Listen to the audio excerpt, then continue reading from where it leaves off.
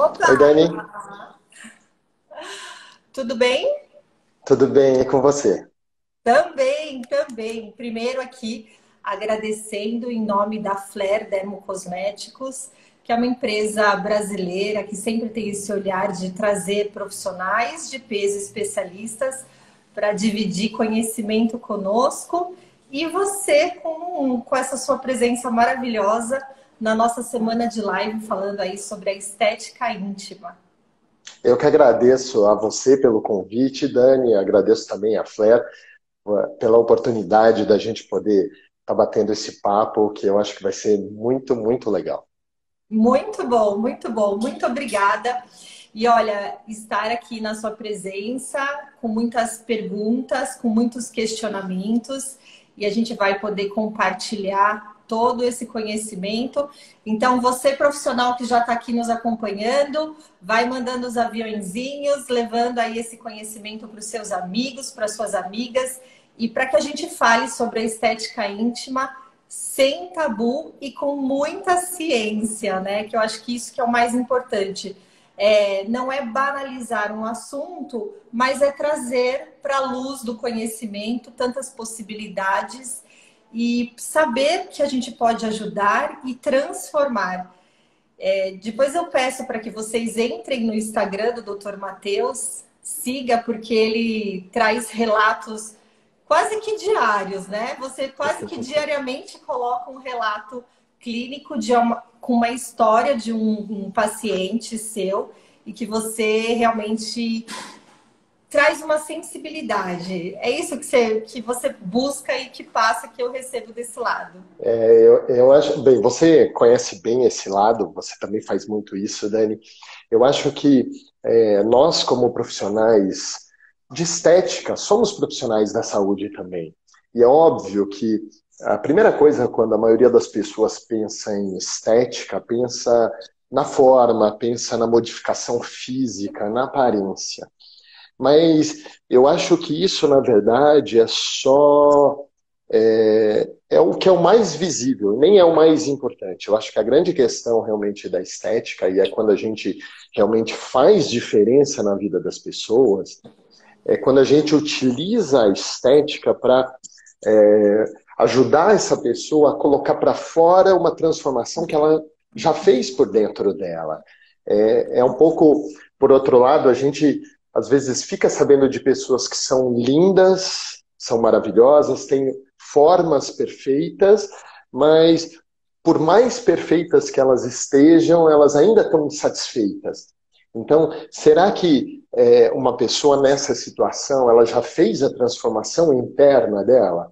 E do contrário, a gente vê às vezes pessoas que nem seriam consideradas as pessoas mais bonitas, mais atraentes, mas como elas já fizeram a transformação interna, às vezes pequenas mudanças que elas fazem já trazem um bem enorme na autoestima e na felicidade delas. Então elas vivem de uma maneira muito mais plena do que as pessoas, muitas pessoas, entre aspas, perfeitas. Então eu acho que esse tem que ser o nosso foco como profissionais de saúde, que na prática nós estamos lidando com a saúde psíquica das pessoas, não só a física. É verdade. Eu sou apaixonada pela estética e eu sou apaixonada pela profissão esteta, porque quando a gente toca num outro ser humano, né, e esse nosso cliente, esse nosso paciente permitir esse toque e saber o quanto nós podemos transformar, né? Eu falo assim, é o que você fala, tem a dor, é como se fosse a dor da alma, né? E falar do íntimo é isso. É eu vencer muitas barreiras, eu me auto-questionar para exatamente para que quando eu chego, né? Quando eu chego na sua consulta, na sua clínica, e eu vou abrir meu coração e falar realmente o que está me incomodando, eu já venci muitas barreiras. Primeiro, né? Se é possível, se não é, e quando a gente fala da cirurgia íntima, né, que eu sei que é sua especialidade, e você é referência quando eu tenho aqui na clínica alguma solicitação que já não cabe mais como profissional de estética, eu encaminho para você e você realmente recebe sempre de uma maneira tão especial e maravilhosa. Isso é um ponto muito transformador. E já começo falando assim de números. Por que será que nós, e eu acho que você tem com certeza essa pergunta e chega no consultório, por que nós, mulheres brasileiras, somos ranking 1 em cirurgia íntima? Isso é verdade. Os dados mais recentes que a gente tem são de 2019, em que mais ou menos foram feitas 30 mil cirurgias íntimas aqui no Brasil, né? É o país que mais faz. Alguns estudos já levantaram algumas questões nesse sentido. Aqui no Brasil a gente tem muito a questão do corpo, né? A questão da exposição do corpo, que é mais natural aqui até certo ponto do que em outros países. Por exemplo, aqui não é natural topless, é chocante, enquanto na Europa é. Mas de uma maneira geral, por exemplo, a questão de praia, do calor, isso faz com que as pessoas mostrem mais o corpo. Então, de uma maneira geral, as brasileiras elas reparam mais no corpo do que mulheres de outros países, né? A questão da cirurgia estética íntima tem um pouco, é uma coisa que ainda tem um lado um pouco do tabu, né? É um pouco isso que você comentou, essa questão de ser algo muito íntimo. E tem um pouco aquele questionamento, né? O quanto da pressão estética está relacionado, por exemplo, a padrões de beleza, a pressões externas, exposições de fotos, pornografia. Então, esse é um questionamento muito interessante também, né? Por outro lado, também a gente tem que pensar, de uma maneira, muita gente fala, a questão da estética vaginal, né? É assim que fala, depois a gente vai entrar nesse ponto também. Tá muito influenciada pela pornografia, pelo o ideal de, sei lá, filmes pornográficos e tal. Mas aí tem o outro lado também, né? Tem alguns estudos que sugerem que aqui no Brasil, em torno de 12% só de mulheres consomem pornografia. Ou seja, então se a pornografia ela é mais consumida por homens, por que isso incomoda tanto mulheres? Será que é pressão de um parceiro? Ou é pressão dela mesma? Ou é pressão de outras mulheres? Aí é um ponto interessante para a gente discutir, né?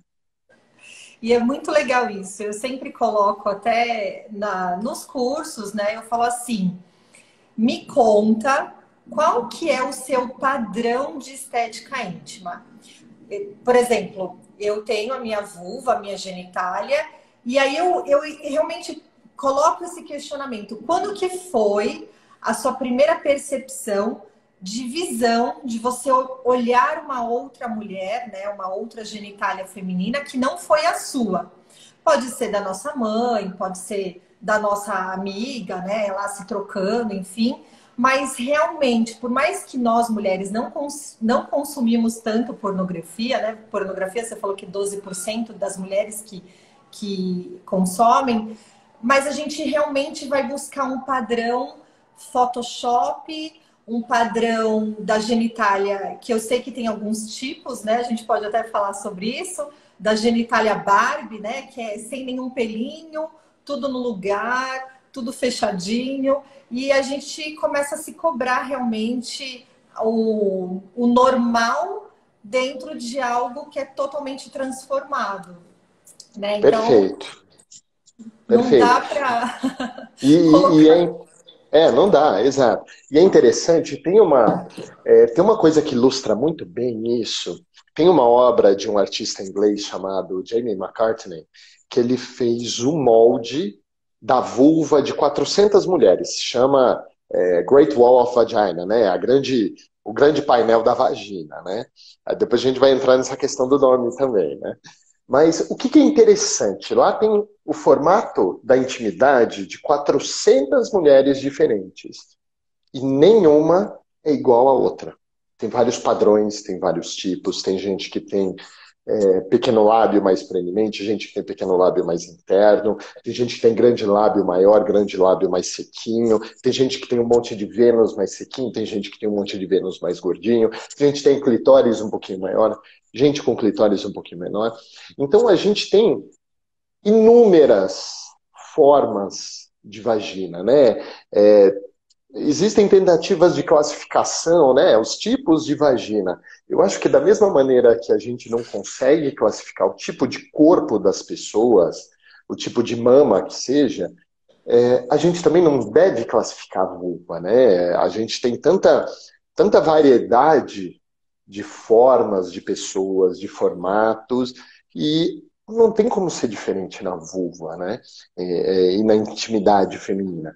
Então, eu acho que um ponto muito interessante que entra toda essa discussão do assunto é exatamente isso que a Dani comentou, né?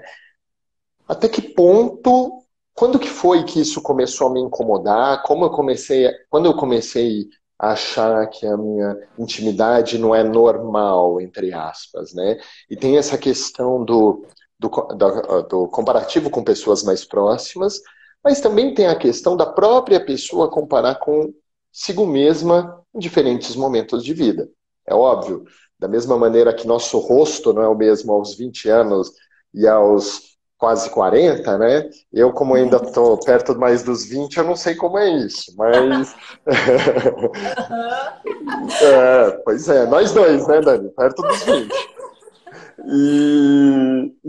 E a mesma coisa vale para todo o nosso corpo e para a nossa própria genitália, por exemplo. Então, é natural que com o passar dos anos a gente vai perdendo colágeno, a gente vai perdendo fibras elásticas na pele, a hidratação da pele vai mudando, nosso corpo vai mudando. E a mesma coisa com a genitália.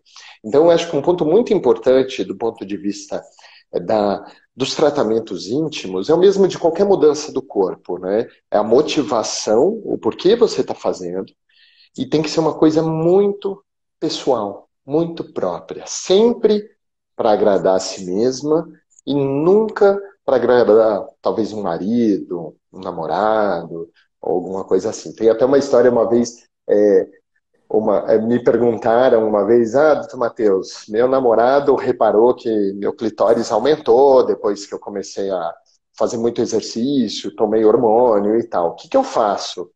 Eu comentei com ela, olha, se te incomoda, é algo que dá pra gente melhorar. Mas se não te incomoda, a melhor coisa que você faz é trocar de namorado.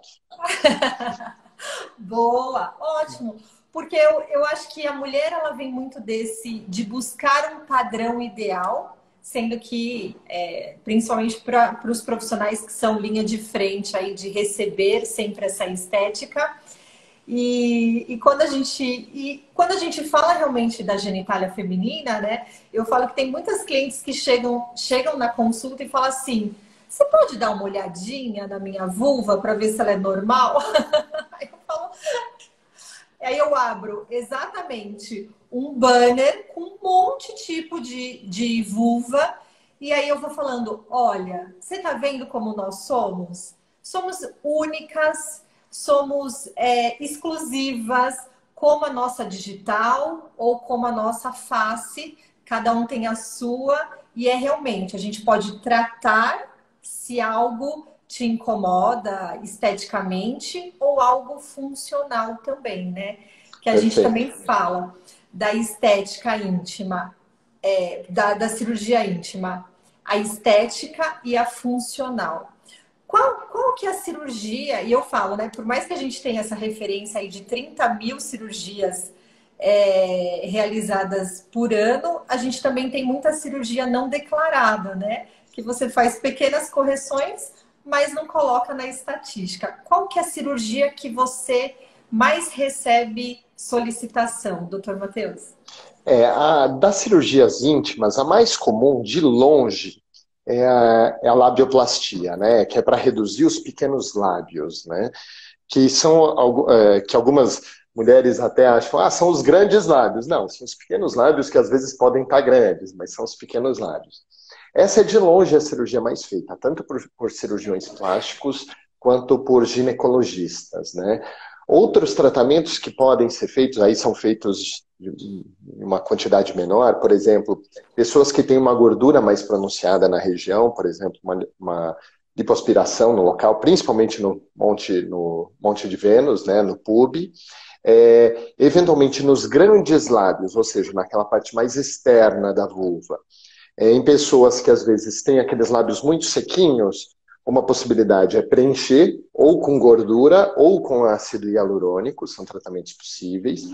Quem tem muita flacidez que não melhora com tratamentos não cirúrgicos, tem a possibilidade de tirar o excesso de pele também dos grandes lábios.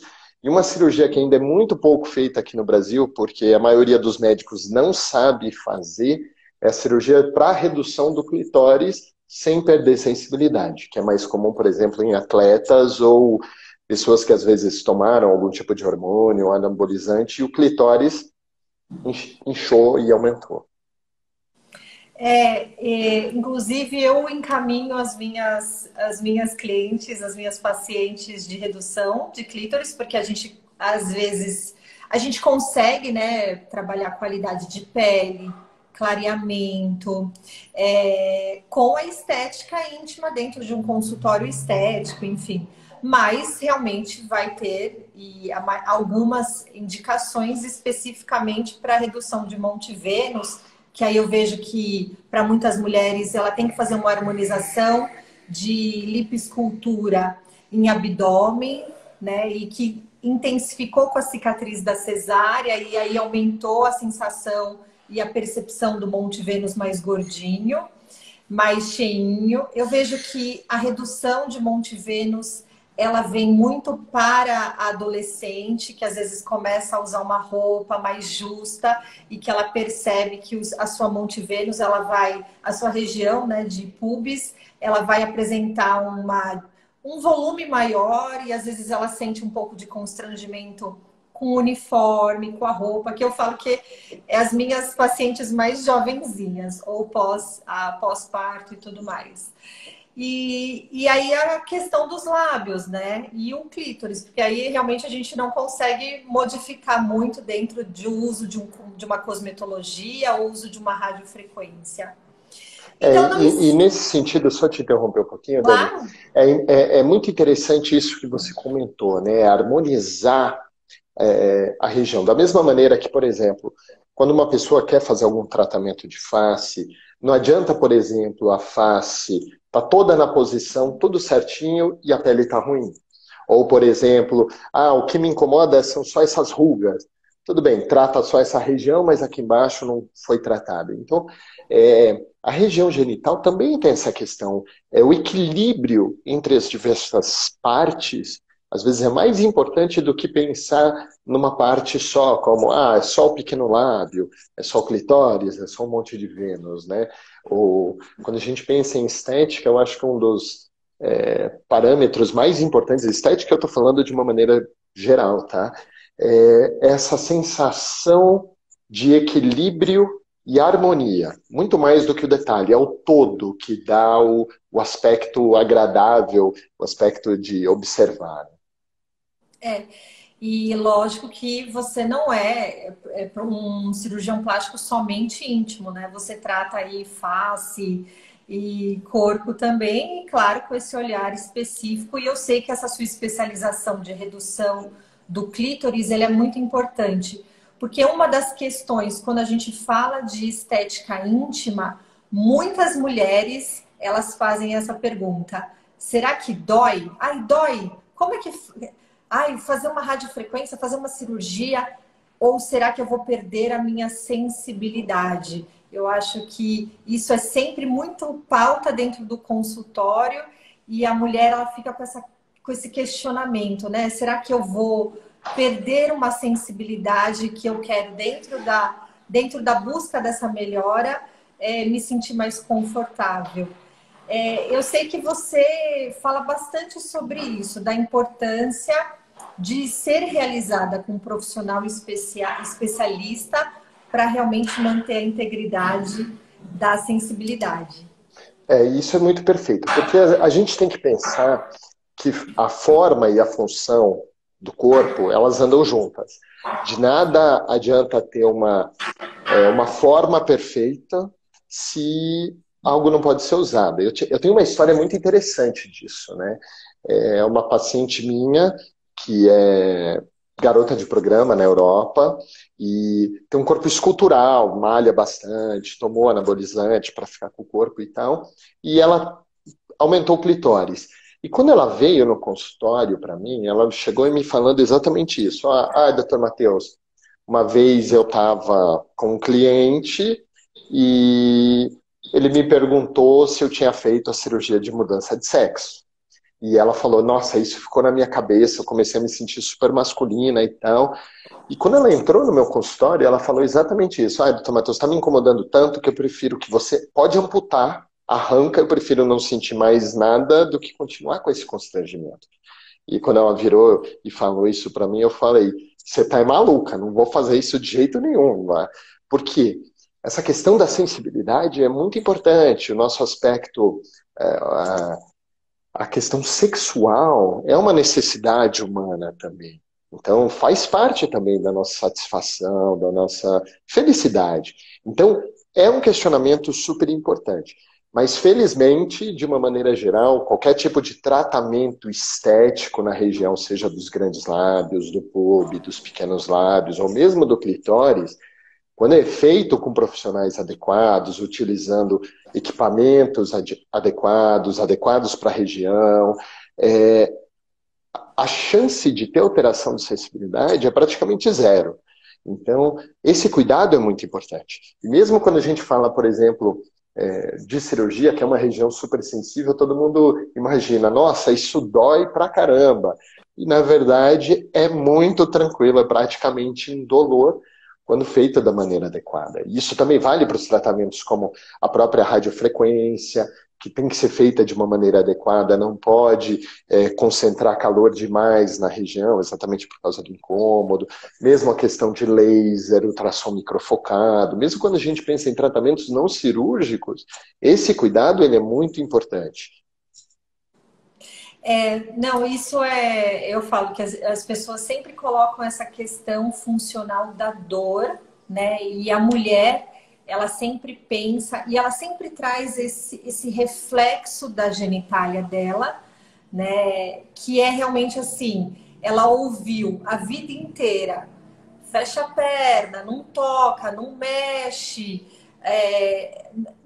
que é sujo, e aí a gente vai realmente trazendo todos esses mitos e tabus. E quando a gente começa realmente a entrar no universo feminino da estética íntima, eu falo que abre um leque de tantas possibilidades de tratamento e de pequenas correções ou melhora. E muitas dessas melhoras, às vezes, é feita com um dermocosmético ou um cosmético. E eu sei que você é apaixonado pelo dermocosmético, professor da escola de medicina do ABC.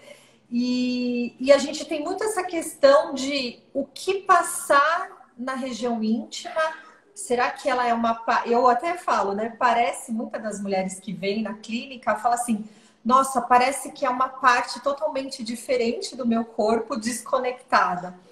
E a gente realmente vai trazendo essa informação para falar, não, é uma parte funcional, pode ser tratada, tem que ser hidratada diariamente, mas isso ainda é uma informação nova.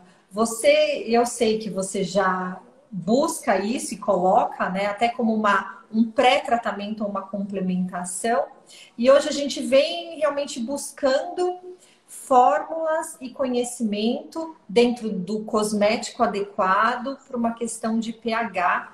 E eu queria que você falasse um pouquinho sobre isso para sair realmente de algumas receitinhas caseiras, que eu já tenho aqui uma pergunta que é Perfeito. difícil. E é muito interessante, né? até certo ponto tem coisa que eu não consigo falar com propriedade, simplesmente porque a minha intimidade é bem diferente de uma mulher, obviamente, né? Mas isso que você comentou é essencial, né?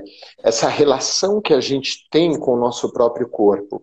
É só a gente imaginar qual que é a relação, talvez, que um homem tem com o pênis e a relação que uma mulher tem com a vulva, né? Essa questão de naturalidade, de ser algo que realmente é uma parte a mais do nosso corpo, da mesma maneira que nosso rosto, que nossa mão, que nosso abdômen, que nossa genitália. Então, um dos primeiros passos é essa questão do autoconhecimento. E é uma parte como qualquer outra e que precisa de cuidados também. E é muito interessante porque a pele da região genital é uma pele muito sensível, né? Eu gosto de brincar que a pele da região genital, ela merece um cuidado semelhante à nossa pele do rosto, que é uma pele também mais sensível, diferente, sei lá, da pele do meio das costas, que é uma pele mais grossa, que aguenta o tranco. Então, esse cuidado ele é muito importante. Essa questão da hidratação, que a maioria das pessoas não hidrata, e que, por exemplo, tendo a região da vulva mais seca, mais irritada, isso pode fazer com que mude a cor, que ela fique mais sensível. Então, tudo isso é muito importante. E essa questão do pH, um cosmético que talvez tenha um pH mais baixo, mais ácido, que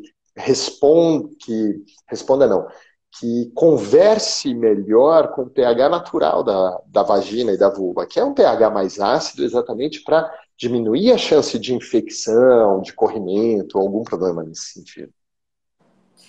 E quando a gente fala do pH feminino, da genitália, né? A gente ainda é em fases, né, doutor Matheus? Porque a adolescente, ela tem um pH, a mulher na fase de ovulação, né, a fase reprodutiva que a gente determina aí, né, dentro do espectro, também vai ter outro pH. E a mulher na menopausa ou na pré-menopausa, na fase do climatério, ela vai mudar completamente o pH. Eu falo, né? A gente tem que realmente olhar mulheres assim, mulher de fases. E para cada fase, uma mudança especial. Da mesma maneira que a pele do nosso rosto, por exemplo. Na adolescência, a gente tem uma oleosidade meio desregulada, exagerada. Depois ela baixa, ela se equilibra, na maioria das pessoas, né? Já na gestação, ela aumenta a oleosidade de novo. Depois ela baixa mais uma vez. Chegando na menopausa, já muda de novo. Às vezes a pele já tende a ficar mais seca. Então, vale a mesma coisa para a região íntima, né? A gente tem diferentes fases da vida, diferentes momentos, e nosso corpo, como um todo, tem todos esses momentos. Então, a gente tem que dar o cuidado adequado para aquele momento, para aquela região. Perfeito isso que você falou, é exatamente isso. E eu falo, nós mulheres, claro, a mulher na menopausa, e que logo estarei. Eu falo, gente. E vai demorar. Logo estarei tratando. Mas uma questão que a gente fala dessa fase da menopausa, e ela entrou recente até como um tópico na sociedade brasileira de cirurgia plástica, da dermatologia e até da ginecologia, somente em 2012 que ela vira uma pauta importante, que é a atrofia vulvovaginal. 2012 é muito recente para você realmente relatar e trazer como um tópico tão importante, que é a flacidez da vulva e da vagina. E nós, mulheres, que nós estamos aqui, né, buscando sempre viver mais, viver com qualidade, esse olhar nessa nova fase. Então, toda vez que eu abro as lives e falo de estética íntima, quando a gente fala das mudanças da fase da mulher madura, do climatério, e que é a menopausa, né, que está tudo mais pausadinho, a gente continua querendo viver no nosso ápice melhor, porque a gente já traz uma maturidade intelectual, a gente tem acesso e eu falo, né, um conforto melhor para o nosso corpo e a gente quer essa correção adequada. Perfeito. Isso seria um sonho se a gente pudesse ter nosso corpo dos 20 anos com a cabeça um pouquinho mais vivida, né? E eu acho que isso tem muito essa questão, né? É uma coisa cultural que vem de muito tempo, né? Porque, sei lá, há 50, 60 anos atrás, uma mulher, quando ela entrava na menopausa, e ela já era velha, né? Era idosa. Já acabou a vida, não pode mais fazer nada, não pode aproveitar, ela já é, entre aspas, descartada, né? E, e hoje a gente vê, por exemplo, os 40, os 50 são os novos 30, né? Porque a gente tem uma maturidade muito maior, a gente tem uma vivência e uma experiência de vida completamente diferente, e hoje, com todos os cuidados de alimentação, de qualidade de vida, de controle de estresse, as pessoas chegam nessa idade muito melhores do que as pessoas chegavam a 60 anos. A 60 anos, uma pessoa de 40 anos já estava acabada. Hoje, uma pessoa de 40 anos está no ápice da vida. E a maioria das mulheres entra na menopausa entre 40 e 50 anos, né? E o que a menopausa muda na prática? Se a gente for ver, só faz com que essa mulher, na prática, só não possa mais carregar um filho na barriga, ficar grávida. Claro, tem as alterações hormonais que vêm disso, mas isso é muito fácil de corrigir, é muito fácil de ajustar. E para manter a qualidade de vida, porque esse é o grande ponto, né? A gente chega a 60, 70, 80, 90 anos com uma qualidade de vida, com um bem-estar próprio, que antigamente, às vezes, pessoas de 50 anos estavam muito piores. Então, esse é o ponto, é a gente se curtir, aproveitar a vida. Esse é a grande questão, o grande objetivo. E eu falo, eu coloco, né? Realmente, a gente tem até, sempre fala isso na estética, que a gente eu não me sinto no meu corpo de 39 anos, viu? Eu me sinto muito mais jovem. E eu acho que as nossas clientes, elas vêm realmente buscando isso. Uma qualidade, um conforto, um encontro e uma aceitação e um sentimento sempre de buscar uma melhora e tratar adequadamente. Quando a gente fala da menopausa, doutor Matheus, as mulheres elas trazem muito essa questão de dúvida dos hormônios, da reposição hormonal. E eu falo que os médicos eles são extremamente importantes nessa orientação e essa associação junto com os outros profissionais de estética. Porque aí não cabe a nós, como profissionais de estética, esteticistas, mas cabe um encontro e trabalhar em parceria para encaminhar e falar que não, que esse mito de reposição hormonal hoje é totalmente diferente. Exato, eu acho que é muito aquela questão, né? Vários profissionais de diferentes áreas trabalhando junto com o cliente, o paciente no centro, porque está todo mundo buscando dar uma melhor qualidade de vida, um conforto, um bem-estar maior para a mesma pessoa. Então, quando tem essa conversa, quem sai beneficiado é o nosso paciente, o nosso cliente. Então, é muito importante. Cada um, claro, tem a sua expertise, tem o seu papel. Por exemplo, eu estou aqui falando dos hormônios, mas eu, pessoalmente, o meu conhecimento da parte hormonal é mínimo. Meu negócio são os tratamentos cirúrgicos ou não cirúrgicos. Mas, por exemplo, essa conversa com o ginecologista, essa conversa com a esteticista, a fisioterapeuta responsável por fazer o tratamento da pele, porque, às vezes, pequenos sinais, por exemplo, alteração na característica da pele pode sugerir uma alteração hormonal antes mesmo da pessoa fazer um exame do hormônio. Então é muito importante essa conversa, né? Ter uma rede de profissionais que conversam, que falam a mesma língua, que sempre buscam o melhor para o seu cliente e para o seu paciente. Então isso faz todo mundo crescer junto e aumenta a satisfação do nosso paciente, nosso cliente, com toda essa equipe. Já vou colocar aqui, nós vamos falar de pele e de clareamento agora, hein? Que tem, Uhum. é muito, olha, sempre envolve muito, tem muitas dúvidas, desde dos profissionais de estética, quanto também do público final, dos nossos clientes e pacientes. Lembrando que eu estou falando hoje com o Dr. Matheus Manica, cirurgião plástico, tem uma clínica aqui em São Paulo e que é especialista em cirurgias de face, corpo e também da região íntima, da região de correção. E também trabalha muito com cosmetologia, cosmiatria, laser, ultrassom microfocado. E eu vou deixar depois, no final da live, um post com arraste para cima para vocês falarem direto e marcar consulta ou tirar as dúvidas de vocês, porque ele é um profissional fantástico e sempre com essa linguagem gostosa, prazerosa e que troca muita. Nossa, eu troco demais informação com o Dr. Matheus e ele sempre me recebe muito bem. Então, para mim, é sempre uma gratificação e agradecendo no nome da Flare. Então, se vocês tiverem... Gentileza sua, Dani. Se vocês Depois a gente tiverem... combina o que eu combinei de te pagar para falar tudo isso, tá?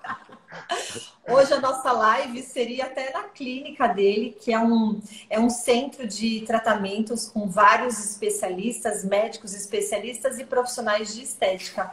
Na clínica do Dr. Matheus... E essa clínica, eu tenho que dar os créditos também, todo esse projeto da parte da clínica, consultoria, eu tenho que agradecer a Dani, porque ela participou muito, então também a clínica tem um pouquinho dela, é filha dela também, então é muito legal isso. Essa conversa, que era o que a gente estava falando, né? Essa troca de informações, essa troca de experiências, isso só faz com que os clientes, os pacientes, eles ganhem mais nesse sentido.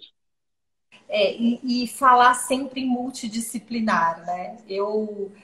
Quando a gente fala do cosmético utilizado na região íntima, eu realmente, assim, eu tenho que também te dar os créditos, porque eu falei muito, trocamos muitas ideias.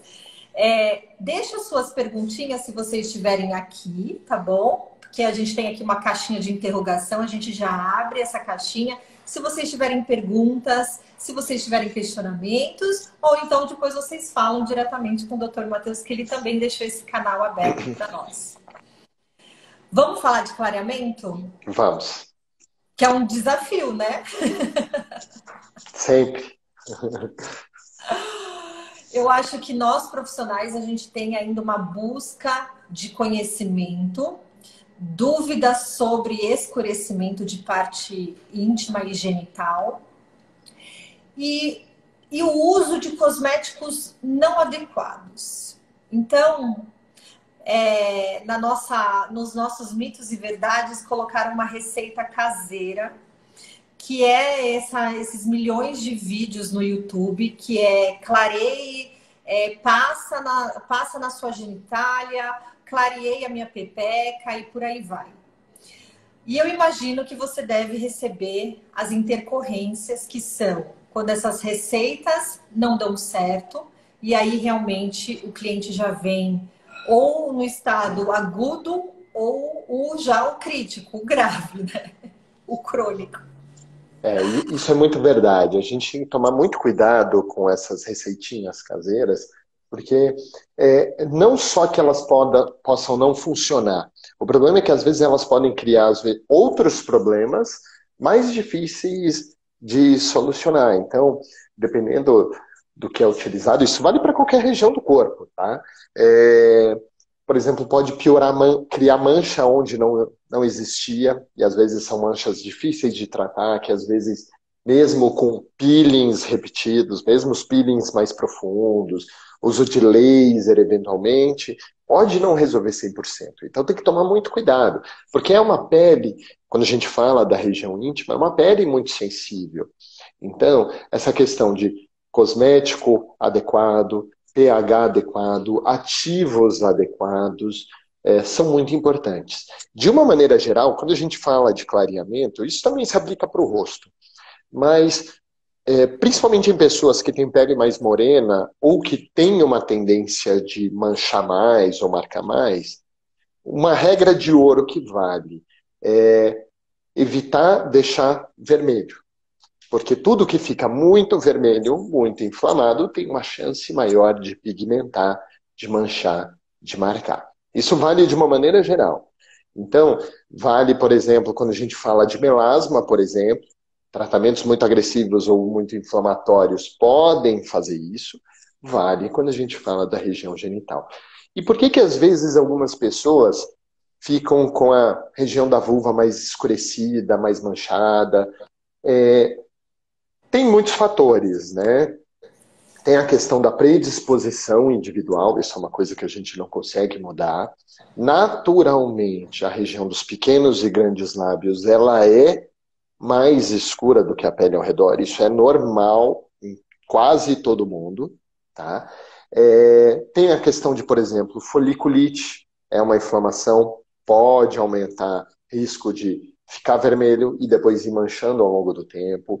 A questão, às vezes, de roupas muito apertadas que ficam friccionando a região, também fazem o mesmo efeito. Às vezes, até mesmo a frequência de limpeza na região, o próprio papel higiênico abrasivo, muitas vezes em cima, ou pessoas que às vezes... Aí isso parece até um contrassenso, mas pessoas que às vezes lavam demais a região, aumenta a chance de ter infecção, porque o pH sobe, fica menos ácido. É a mesma coisa que pessoas que às vezes têm muita acne, lavam demais o rosto, isso piora a acne, porque causa um efeito contrário do organismo tentando compensar um pH mais alto, uma oleosidade diminuída. Então são pequenos detalhes que são detalhes, mas que ao longo do tempo vão fazer uma diferença enorme e absurda para aquela pessoa. É sempre buscar o agente causador, né? Exato. Não adianta tratar. E isso eu falo, é tão difícil você identificar o agente causador. Por exemplo, eu tenho a minha região de vulva escura e progressivamente eu tenho sentido cada vez ela mais escura. Na avaliação, eu começo a questionar, eu começo na pergunta do qual é o agente causador, o que mudou, o que intensificou agora essa hiperpigmentação na região genital. Porque a gente vai ter que parar com esse agente para que você tenha uma qualidade de tratamento. Senão, é correr atrás do rabo, né? Tá andando em círculo. Você vai propor um tratamento e a pessoa vai continuar com o agente causador e pode até piorar, né? Exato. Então, eu gosto de fazer uma comparação com o tratamento do melasma, que é uma coisa que está todo mundo mais habituado a ver ou a tratar mesmo, quem é profissional. Porque você pode fazer o tratamento que for, pode usar os clareadores que forem, peeling que for, microagulhamento adoidado, luz pulsada, eventualmente até laser, uma frequência um pouco mais baixa e tal, e ter resultado. Mas se a pessoa, por exemplo, ela não cuida da exposição solar, ou mesmo exposição à luz de escritório, luz de casa, que tem radiação ultravioleta e não passa o protetor, você vai estar correndo atrás do rabo. E a pessoa nunca vai ter resultado. Então, isso é uma das maiores verdades, achar o agente causador para que os tratamentos tenham resultado e a pessoa realmente veja, nossa, todo esse esforço, todo esse empenho, todo esse investimento, não só financeiro, mas de tempo mesmo, estão valendo a pena. E o que podemos passar? Eu já sei que são aqui as minhas perguntas que estão aqui. Eu vou já fazer duas perguntinhas. O que podemos usar na genitália feminina? O que nós podemos utilizar? E a gente acabou não falando muito das diferenças entre vulva e vagina, né? Porque tem gente que fala, nossa, mas eu posso passar o cosmético lá dentro? Ou qual é a área que eu posso tratar? E aí, Perfeito. Qual é o cosmético ideal? Essa questão da diferença das regiões é uma coisa que é muito verdade, né? E quando a gente pensa no formato, na estética, principalmente isso está mais relacionado à cirurgia, mas tem muito o questionamento que a Dani comentou, né? Por que isso está te incomodando? Quando começou a te incomodar e tudo mais? E a gente tem que, a partir do pressuposto, a maioria das pessoas não conhece nada da anatomia lá embaixo, nem quem nasceu com essa anatomia lá embaixo. Então, isso é uma coisa muito importante. O que é grande lábio? O que é pequeno lábio? Onde está o clitóris? Onde está o canal urinário? Então, é uma região que tem que ser explorada nesse sentido. Então, vulva é sempre a parte externa, é aquilo que a gente vê. A vagina é a parte interna, é o canal vaginal, é a parte que liga a vulva até o útero, até o colo do útero. Tá? Então, essa é a grande diferença de uma maneira geral. Então, muito do que a gente está falando aqui de estética íntima se aplica à vulva. Para a vagina, existem os tratamentos que a Dani citou, por exemplo, pessoas que estão na menopausa, estão com a vagina, o canal mais ressecado, tem uma certa atrofia, ou seja, os tecidos diminuem. Aí, existem tratamentos como o uso de laser, o uso de ultrassom microfocado, que ajudam a revitalizar a região. Não muda, quando a gente fala do canal vaginal, isso não muda nada na estética, tá? É uma questão funcional. Mas muitos desses tratamentos podem ser utilizados na vulva. Comentei, laser e o ultrassom microfocado, eles podem ser utilizados, por exemplo, nos grandes lábios para ajudar na flacidez e na revitalização da pele da região. Muito bem, isso é sempre uma dúvida, porque a gente generaliza. Isso é comum, viu? Nós, mulheres que estamos aí buscando cada vez mais esse conhecimento, a gente acha que tudo é pepeca, tudo é vagina, tudo é jujubinha, e não, a gente tem realmente a parte funcional, e que aí ela é feita por profissionais especialistas, né? Tanto a parte de fisioterapia uroginecológica, que são os escapes urinários, a flacidez de canal, mas também a gente tem a parte estética, de embelezamento, de harmonização de cor, de harmonização de flacidez e tudo mais. Uma pergunta de uma profissional que trabalha muito com pós-operatório de cirurgia plástica e ela percebe que ela tem um escurecimento, ela vai observando um escurecimento excessivo das clientes dela com o uso da cinta em shortinhos. O que ela, como profissional de estética, pode falar para a cliente utilizar para facilitar e evitar esse escurecimento? Provavelmente isso deve estar relacionado ao próprio atrito que o shorts faz na região, o aquecimento, o suor, que daí vai inflamando, vai irritando. Isso vai fazendo um atrito, vai causando uma hiperpigmentação pós-inflamatória, né? Esse é um dos motivos, esse é o termo técnico para escurecimento depois de uma inflamação. Então, é uma coisa que tem que atentar muito. Então, o que pode ser feito para ajudar? Hidratação da região é muito importante, porque isso forma um efeito filme na pele. Então, isso vai proteger mais a pele das agressões externas. Tá? Quando possível, sempre utilizar uma roupa um pouquinho mais larga, né? No pós-operatório é mais difícil, porque essa região, às vezes, para manter a compressão do corpo como um todo, não dá para deixar muito larguinha. Tá? Uma possibilidade, que às vezes eu recomendo para as minhas pacientes, é utilizar, por exemplo, uma fraldinha de algodão, que isso ajuda a absorver a umidade, ajuda também a proteger um pouco desse atrito. Tá? E assim que possível, tirar o efeito causador, que é o shorts. Quando é possível, por exemplo, trocar por um maiô ou uma calcinha de algodão, que às vezes pode ser utilizada por baixo da cinta pós-operatória. Aí tem que conversar também com o cirurgião, então é importante essa interface da esteticista, do profissional de estética, pode ser fisioterapeuta também, com o médico que prescreveu o tratamento, que está orientando a paciente. Essa conversa é muito importante para dar o melhor resultado para a cliente e para a paciente.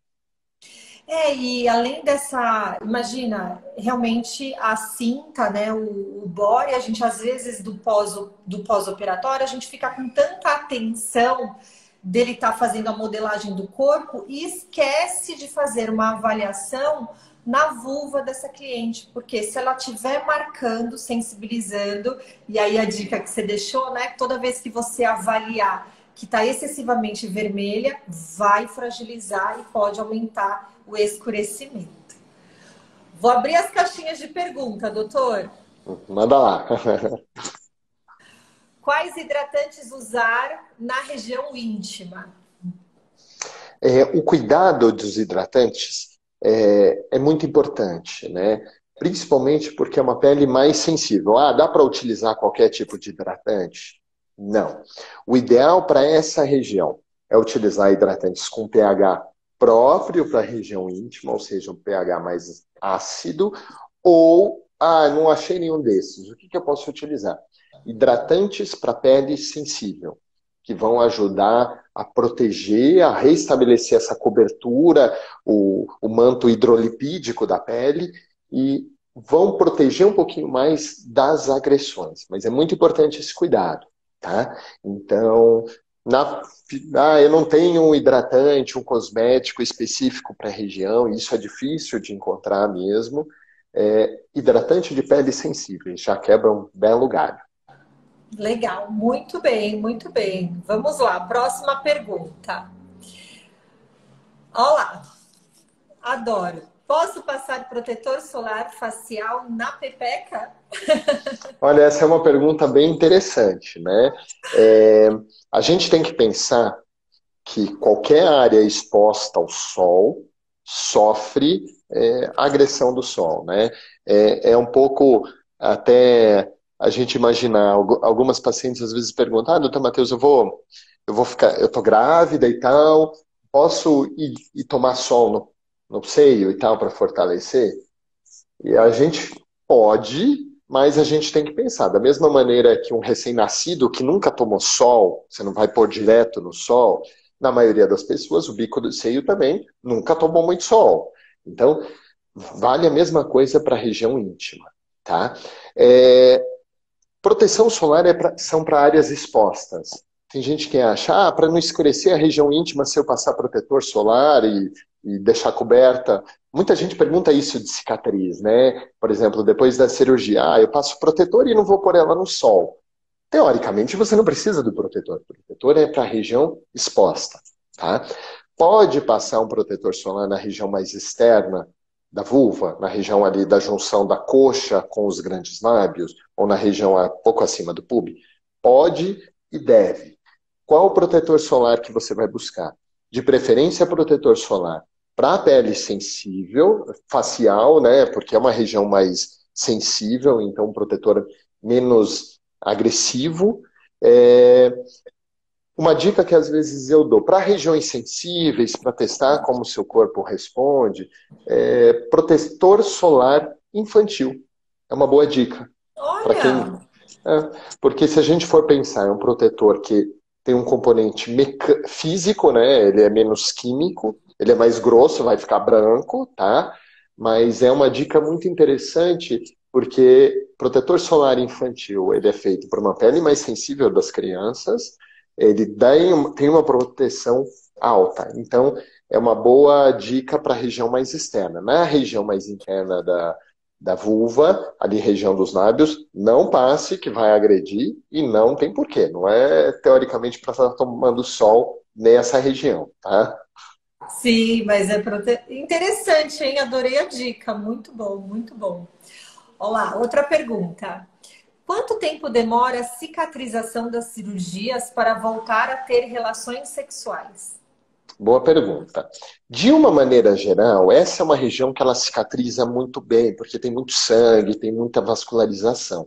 Mesmo às vezes, por causa da umidade, pode acontecer vez ou outra, um pontinho abriu, porque está muito úmido. Mas é impressionante o quanto cicatriza, o quanto se repara, tá? Mesmo assim, de uma maneira geral, depois das cirurgias, isso depende um pouco da região que é operada. A região do pube, por exemplo, é uma região mais tranquila, a região dos lábios é uma região mais íntima, mais sensível durante uma relação. Mas, via de regra, para a maioria das pessoas e para a maioria das cirurgias, por volta de um mês depois da cirurgia, já dá para ter relação sexual sem preocupação. Olha, interessante, uma boa pergunta. Olha, vamos lá. O plano de saúde cobre a diminuição dos lábios íntimos? É uma boa pergunta. Isso a gente tem, existem códigos que para pedidos de planos de saúde para essa cirurgia, mas a gente tem que pensar que, de uma maneira geral, essa é uma cirurgia que, apesar de ter um componente funcional muito importante da autoestima, da autoimagem, da função sexual, de uma maneira geral, a maioria dos planos de saúde, convênios, consideram um tratamento estético. Então, isso varia muito. Dependendo do plano, dependendo da necessidade de cada pessoa, pode ser que até cubra, mas eu falo para as minhas pacientes, não conte com isso. Se vier, essa cobertura é um bônus. Se não, tem que. Ainda tem muito questionamento, né? Exato. É uma questão muito burocrática, tem muito esse questionamento do ponto de vista de cobertura de saúde, o que é saúde, é uma discussão sem fim. Olá, talvez uma polêmica aqui. Fátima, obrigada por estar aqui e participar conosco. Algumas mulheres procuram alguns meios para melhorar a lubrificação. Tenho ouvido alguns casos absurdos. E aí, o que você fala de lubrificação vaginal? É importante comentar, eu como ginecologista, como não sou ginecologista, não posso entrar em muitos detalhes, porque não é meu dia a dia, mas a gente tem que pensar, primeiro, qual é a causa dessa diminuição da lubrificação, né? Às vezes é uma questão, está relacionado talvez à menopausa, por exemplo, se é uma atrofia, uma diminuição da mucosa, às vezes um tratamento para melhorar isso, uma estimulação dessa mucosa, talvez com laser, com ultrassom microfocado, às vezes já traz benefício. Então é muito importante investigar a causa, o ginecologista vai estar muito mais habilitado para falar nesse sentido de uma maneira muito individual. Tá? Existem produtos para ajudar na lubrificação, são produtos específicos que podem ser utilizados. Por exemplo, mais simples são os lubrificantes à base de água, né? Que agridem menos, tem um pH um pouco mais neutro e não vão influenciar tanto. Mas existem, por exemplo, creme vaginal à base de ácido hialurônico, que tem um efeito hidratante, então isso também ajuda. Mas muito cuidado com produtos naturais, né? A gente tem que pensar, se a gente pensar, natural é saudável? Não necessariamente. Se a gente pensar, cicuta é natural e é um belo de um veneno. Então tem que tomar muito cuidado, porque às vezes produtos naturais, às vezes dependendo um tipo de óleo, por exemplo, que é utilizado, um tipo de gordura, um tipo de manteiga, pode, às vezes, causar uma inflamação, uma irritação e causar um problema que às vezes não tinha, uma infecção, por exemplo, uma vaginose. Então, muito cuidado com o que é utilizado. O ideal é utilizar um produto específico para isso. E com um especialista. Eu vejo que tem muita gente, eu já vou puxar aqui outra pergunta, tem muita gente que passa e ensina na internet passar o óleo de coco, que a gente até usa para cozinha e receita para hidratar o cabelo, e o pessoal tá falando para passar na região da vulva e ele aquece, né? Ele no atrito, ele aquece, o que pode aí sensibilizar. Perfeito. Mais ainda. Olá, já. Ok. Uma pergunta boa, hein, doutor? Adoro. A depilação com cera pode deixar flácida a região íntima? Olha, é uma pergunta interessante, né? Porque na depilação, qual que seria o princípio, né? A depilação com cera, ela está puxando, né? Está esticando a pele. Mas, via de regra, isso não deve causar alteração a longo prazo. Por quê? É um estímulo feito vez ou outra. É que nem a gente pensar, se eu ficar beliscando aqui minha pele de vez em quando, isso vai deixar meu rosto mais flácido? Se você ficar 24 horas por dia puxando, pode apostar que sim. É a mesma coisa a depilação com cera. Se você ficar esticando aquela pele, estica, estica, estica, ela vai laceando. Mas de uma maneira normal, isso não vai alterar em nada. Naturalmente, a pele da vulva, ela vai ficando mais flácida, como o restante da pele do corpo, do rosto. É só a gente pensar, com 20 anos ninguém tem isso aqui, né? Depois quando a gente está chegando nos 30, que é o meu caso, já começa a aparecer, né? Então, a resposta dessa pergunta, não. Pode depilar coceira, seja feliz. Lembre-se sempre de hidratar a região para dar o cuidado, porque a depilação acaba sendo um atrito, uma agressão. Você hidratar essa pele, você acalmar essa pele, diminui também a chance de pigmentar, de escurecer. Ok, perfeito, perfeito. Ai, tão gostoso. Olá, tem mais uma pergunta e eu já vou deixar aqui, eu já vou abrir para a questão. Eu já vou abrir aqui a pergunta para vocês e vou deixar o agradecimento também. Olá. A genética entra nessa etapa, mesmo sendo genética, dá para clarear? Boa pergunta. A genética entra em todas as etapas da nossa vida. Isso vai determinar o quanto a gente pode ficar, por exemplo, mais magro ou mais gordinho. Então, o quanto a nossa pele vai ter de flacidez, o quanto a nossa pele vai ter de hidratação. Então, a genética entra em tudo. Tem os limites genéticos, né? A predisposição individual. O que é o mais importante? Dentro da genética específica de cada pessoa, a gente tem muitas opções de tratamento. A gente pode chegar desde o ponto A ou ponto B para aquela pessoa. Para outra pessoa com uma genética totalmente diferente, o ponto A e o ponto B vão ser diferentes. Então, o importante é muito isso, é a gente observar qual que é a predisposição daquela pessoa, ter uma expectativa realista do que a gente pode, por exemplo, a gente está falando de clareamento. O clareamento de uma pessoa que tem um fototipo 1, por exemplo, tem olhinho claro, cabelo muito claro e que não pigmenta, é completamente diferente de uma pessoa de um fototipo 4, talvez, que mancha com facilidade, tem uma pele mais morena. E mesmo existem pessoas com pele clarinha que mancham pra caramba, e tem pessoas de pele morena que não mancham nunca. Isso é muito a genética. O importante é a gente identificar a característica de cada pessoa e trabalhar dentro das possibilidades daquela pessoa, sem querer se comparar muito com as outras. Aquela pessoa tem uma capacidade, tem uma possibilidade. Então vamos trabalhar para alcançar o melhor que a gente pode naquele caso. Uau! Eu amei! E vocês, hein? Que delícia falar com um especialista. Já estou Nossa, mas liberando. só passou 10 minutos, Dani, que a gente está conversando. Eu quero outra live. Nossa, dá para a gente ficar batendo papo a tarde toda, né? Passa Eu muito quero rápido. outra.